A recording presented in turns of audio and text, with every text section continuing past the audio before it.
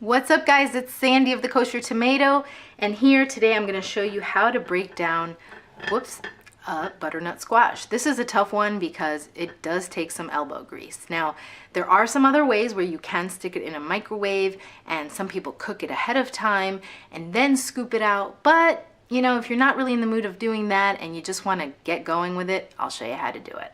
So with anything that's cylindrical, I always say you have to square it off or at least make it stable.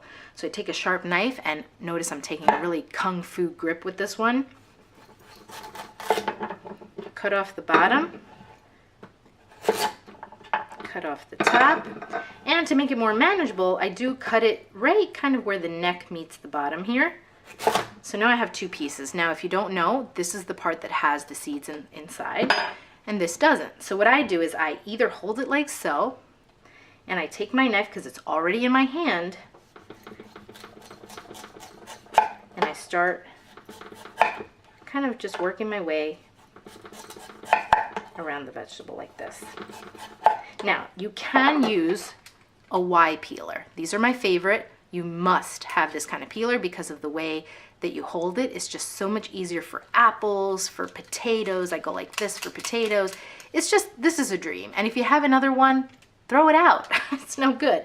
All right, you could do this, okay? Notice how I'm putting my fingers and drag it down towards yourself. You can see it works perfectly fine, and you actually don't lose as much flesh as you do with this, with the knife. But it does take a little longer depending on what you're looking for. So again, I go back to just having the knife in my hand already, going down around and following whatever I see, the white part, and just go around like so. Okay, always clean up as you go.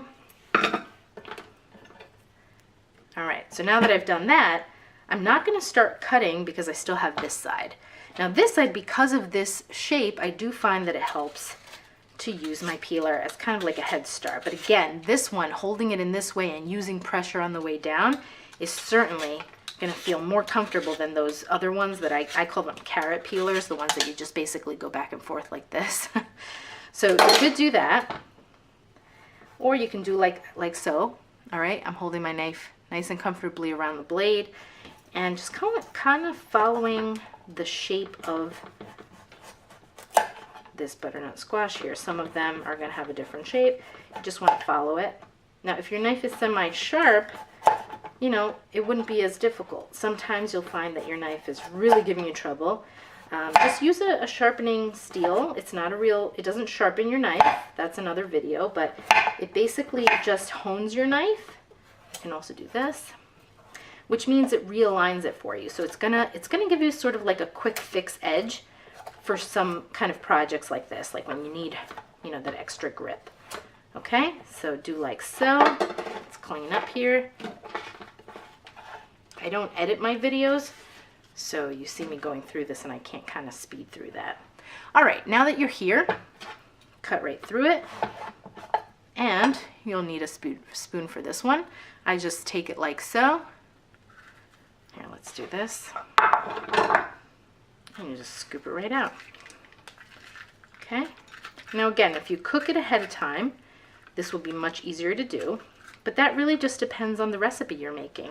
You know, maybe you don't want it so mushy. Maybe you want to keep it sort of raw. I mean, people use this in salads, and they spiralize them, and they keep them sort of raw for salads. So it really depends on the application. All right, so now that you're here, what I like to do is you can do rings like so, or you can do big chunks like this. Now notice I am putting some more pressure on this than I am if I was, say, doing a cucumber, obviously, right? Because if it's harder, you're gonna need a little more muscle in there. But a sharper knife will help you. So there you've got some diced olive oil, salt and pepper, throw it in a 400-degree oven, and it's basically heaven. You've also got this where you can just do your planks, right? Down. See what I do? Boom. Whoops, now I'm getting cocky. All right, there you go. You can stack it too. As I always say, guys, these this part of your finger right here is guiding your knife. So no matter what, this is going to tell me where to go. I'm literally looking at the camera right now because I don't have to look. I've gotten so used to relying on these parts of my hands, my fingers, that you just got to trust it. And that's going to come with time. I know it's easier said than done. But anyway, so there you go. You could do a smaller dice. Once it gets too high, just make sure to put that down on the board so you feel safe.